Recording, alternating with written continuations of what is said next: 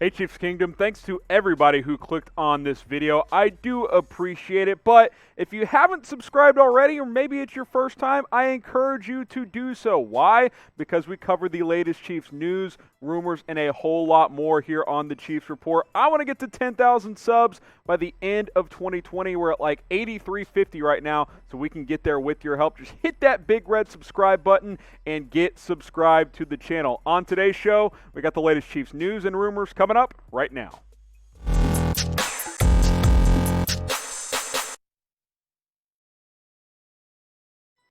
The hot topic continues to be around LeVeon Bell. I am your host, Harrison Graham, as always. Is he going to play this week against the Broncos? As of now, that is the expectation. I fully expect him to at least be suited up for that game. Now, how much he plays, that'll, be yet to be seen. We'll see how many snaps he would actually get in that game. He was inactive against the Bills, still has to completely, pass COVID protocols and all that. That should happen over the next 24 hours or so. And if he can get out there and practice some on Wednesday, get out there on Thursday and Friday as well, go through the walkthroughs, I think LeVeon Bell should be up to speed, at least enough to play this Sunday against the Denver Broncos. Now, of course, Clyde Edwards-Helaire, just 3 days after the Chiefs signed LeVeon Bell last Friday, decides to have a career game. 26 carries, 161 yards, over 6 yards per carry. Really, that was like 7.5 yards before the Chiefs were just running out the clock. He gashed the Buffalo Bills defense. He was fantastic, and he leads the NFL in forced missed tackles. The rookie out of LSU has been awesome. So that leads us to wonder, what does the snap totals between these two guys look like moving forward? I believe Clyde Edwards-Helaire has earned the right to remain as the starting running back, but LeVeon Bell certainly should get a role and will have a role moving forward. That's why I've got him as RB2. I do think he will jump Darrell Williams and Darwin Thompson and the rest of that bunch as well. DeAndre Washington, obviously, who was inactive against the Bills on Monday. But I'm fascinated to see this play out. Now, we may not get a clear picture of this against the Broncos. Like I said, first game for Bell, may not be fully up to speed, but I'd like to see him get out there and at least get a few snaps, get a few touches as well. So I'm going to set the over-under on average for 10 touches per game for LeVeon Bell. What do you guys think it should be? If you think he should get more than 10 touches per game, type O for over. If you think, that's too many, type U for under. I think 10 to 13, that's the number I'm looking for in terms of touches between carries and catches for Bell. So let me know what you guys think in the comments. Before we get to our next rumor here, BetUS is the #1 sports betting partner in the game. That's why we partnered up with them here on the Chiefs Report. You can get going at chatsports.com/ChiefsBet. Take advantage of that 125% deposit bonus. I told you guys the Chiefs would bounce back and take care of business against the Bills. I hope you guys listen to me, for those of you who have already signed up. But if you haven't, get going at chatsports.com/ChiefsBet. Use that promo code Chiefs125.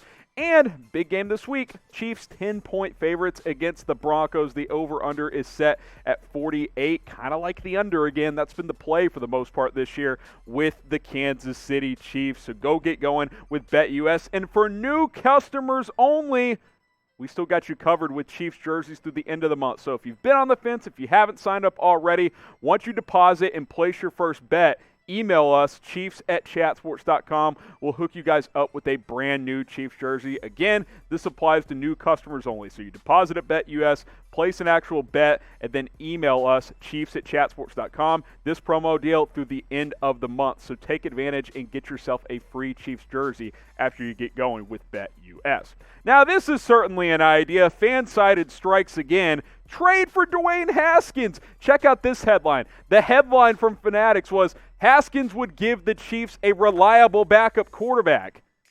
Really? We haven't seen him play that much, and he got benched because he's been erratic, because he's looked like a young quarterback who is a bit, not great. Like, what you want in your backup, the definition of a reliable backup QB is the guy who doesn't turn it over a lot and a guy who is going to come in and not be the reason you lose the game. Dwayne Haskins, sure, if you want to trade for him, that's fine as a developmental young piece to be a backup down the road for Patrick Mahomes. But if you think he's going to come in here and be a reliable backup right away over a Chad Henne or a Matt Moore, That makes no sense. He's only started 11 games in the NFL, and he's thrown 10 interceptions, and he's completed less than 60% of his passes. Matt Moore last year was a reliable backup quarterback when the Chiefs were able to go 1-1 with him as a starter, and he took care of the football.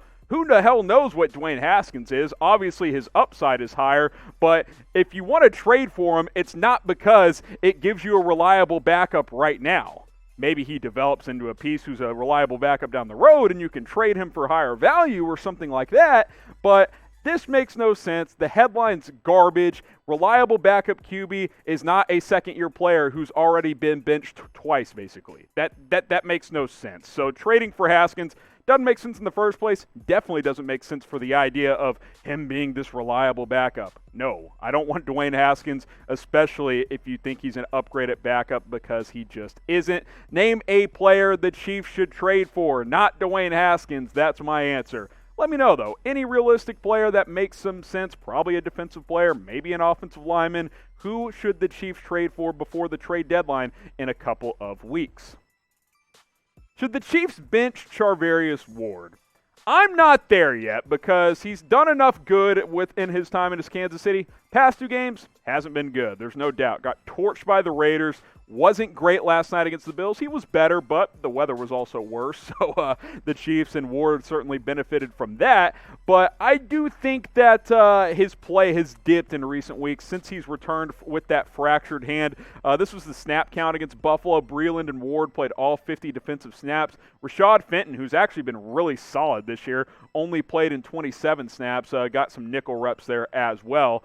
I think it's fair to wonder if Fenton should get more opportunities than Ward moving forward. Now, people were tweeting, Chiefs Kingdom was tweeting on Twitter about benching Charvarius Ward. Here's Bashaud Breeland. I'm going to try and decode this for you guys. I feel disrespected about you talking about my, what do you say there, Brutta B, I can't even read this. Dat fan or no fan, quickest way to block my dog out here given. I can't even read this. You guys try and read it. He's saying, don't disrespect my boy Charvarius Ward. He's got enough skins on the wall. Bashaud Breeland is defending his guy. But I'll say this.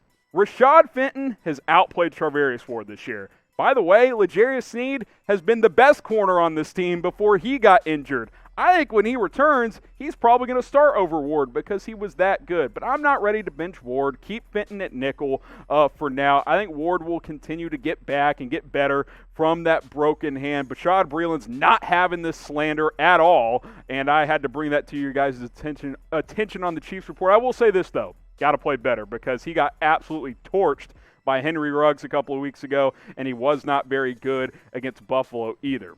So who's the better cornerback? CW for Charvarius Ward, Rashad Fenton, type RF. Let me know what you guys think. Last couple of weeks, it's been RF. More skins on the wall, CW. Let me know in the comment section.